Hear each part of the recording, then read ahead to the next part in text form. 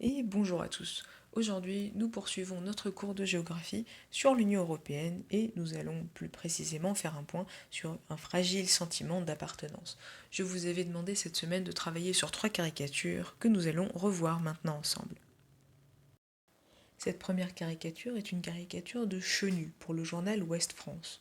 Je n'ai pas réussi à retrouver la date de cette caricature, mais on peut très largement supposer qu'elle date d'avant le référendum pour le Brexit.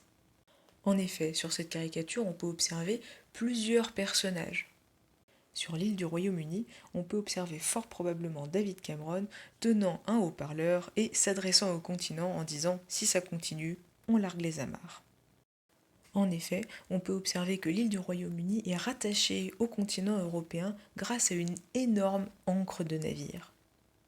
Face au Premier ministre du Royaume-Uni, nous pouvons voir 3 autres personnages sur le continent. Il s'agit de François Hollande en bleu et d'Angela Merkel en beige.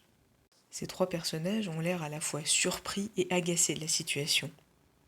Ils sont à la fois à l'écoute de David Cameron, vu qu'ils regardent tous dans sa direction, et en même temps ils ont les mains sur les hanches, signe d'agacement. Vous l'aurez compris, cette caricature a été réalisée avant le vote pour le Brexit, puisque le Brexit est effectif depuis le 31 janvier 2020. Les Anglais ont donc véritablement largué les amarres. Cette seconde caricature a été réalisée par Xian pour le site Famille chrétienne en 2014. Celle-ci nous permet d'observer Marianne, une femme portant un bonnet phrygien, boxant littéralement l'Union européenne qui est symbolisée par un punching ball. La France semble particulièrement remontée contre l'Union européenne.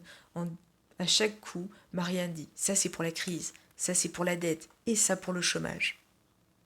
En effet, depuis 2008, il y a un contexte de crise économique mondiale qui va en fin de compte créer un certain nombre de fragilités. Certains États membres de l'Union européenne vont prendre en fin de compte ces crises de plein fouet. On peut penser à l'Espagne ou à la Grèce par exemple.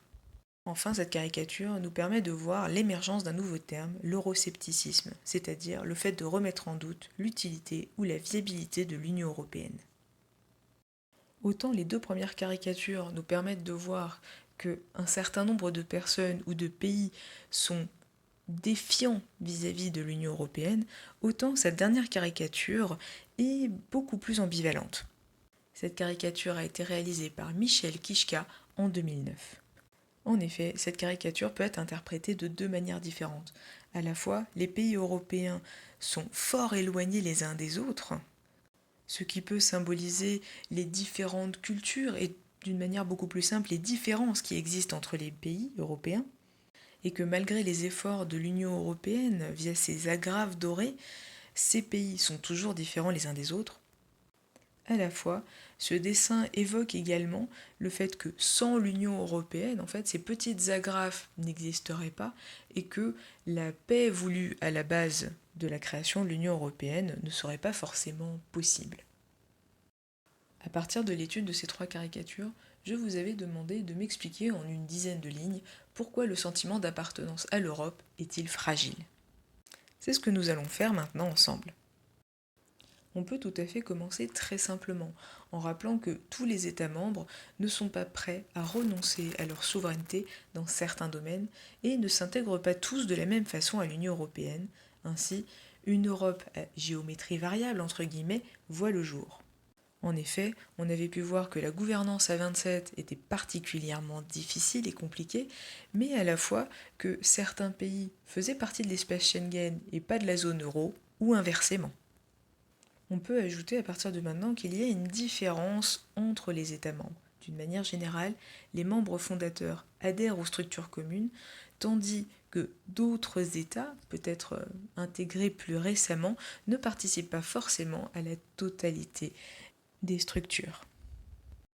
Puisque nous développons à partir de maintenant une autre idée, nous pouvons soit sauter une ligne, soit revenir à la ligne, en disant que depuis 2008, on est dans un contexte de crise économique mondiale, et l'Union européenne montre des fragilités. On peut alors ajouter un exemple en disant que certains des États membres connaissent des crises économiques particulièrement profondes, comme l'Espagne ou la Grèce par exemple.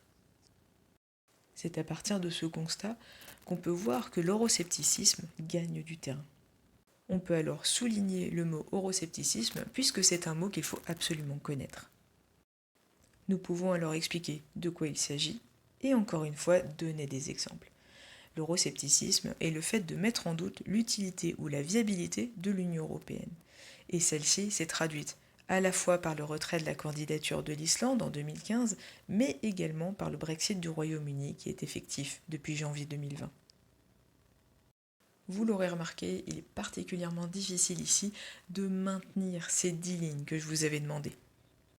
J'espère que cette troisième grande partie sera claire pour tout le monde. Si encore une fois vous avez des questions, n'hésitez pas à me les poser, je suis là pour y répondre. Passez une bonne journée et travaillez bien.